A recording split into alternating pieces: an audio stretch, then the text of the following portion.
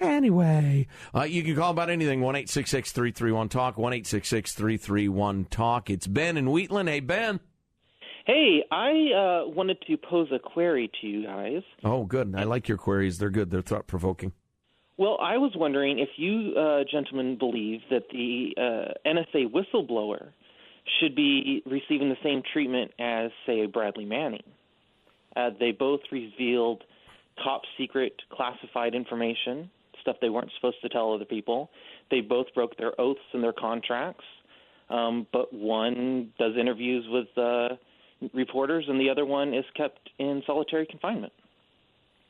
Interesting. You know, I would have to learn more about the particulars of being an NSA employee because I don't know much about that.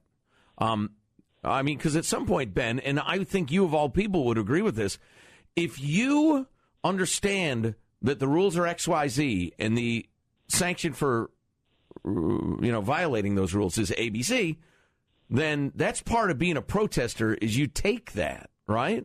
Oh, no, absolutely. That shouldn't be something people should be surprised about. So, but you're not talking about legally, what are you talking morally and, as free people? But essentially, yeah. I mean, which side of this are you on? Do you think Bradley Manning's being treated poorly and he is a patriot for putting that information out there, or what? Well, for me, I think that Bradley Manning did do Americans a service by breaking his oath and his contracts in order to reveal that information. Well, what did he reveal? That's interesting, because I think he should be put against the wall and shot. Well, I know. So do you also think that the NSA whistleblower should? The guy who came out and said, you guys are being watched all the time and they're keeping everything and recording it. Essentially, the only difference between the two is that Bradley Manning revealed information that embarrassed the American government towards other governments. But in a very particular way. I mean, specific secrets that are damaging to relations with all our allies. I mean, there's no getting around that it was very damaging to our attempt to make the world better for the United States. Do you think it's had long-term effects? Like, do you think it's sure, absolutely has.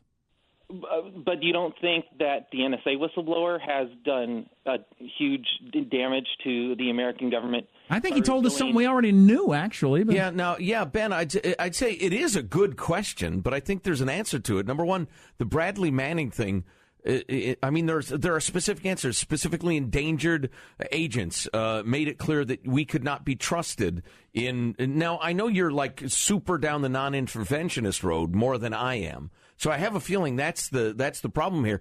For him to have screwed up, essentially said out loud what we agreed solemnly would be a secret with other governments. That's completely uncool, and I don't see the civil rights argument for what he did. The NSA guy, I think there's an incredibly important civil rights argument.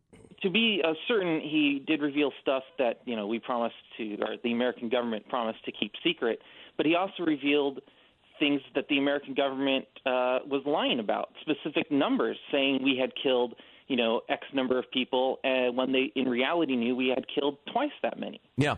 Well, I tell you what, intriguing question. We thank ye for it, and we'll talk to you later.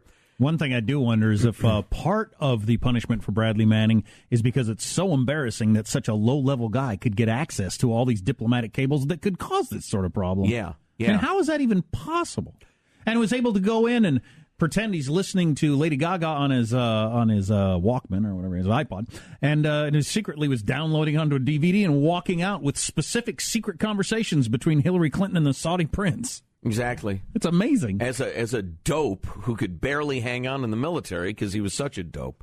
But you know what? I think the answer to that question is, thank God somebody's asking that question.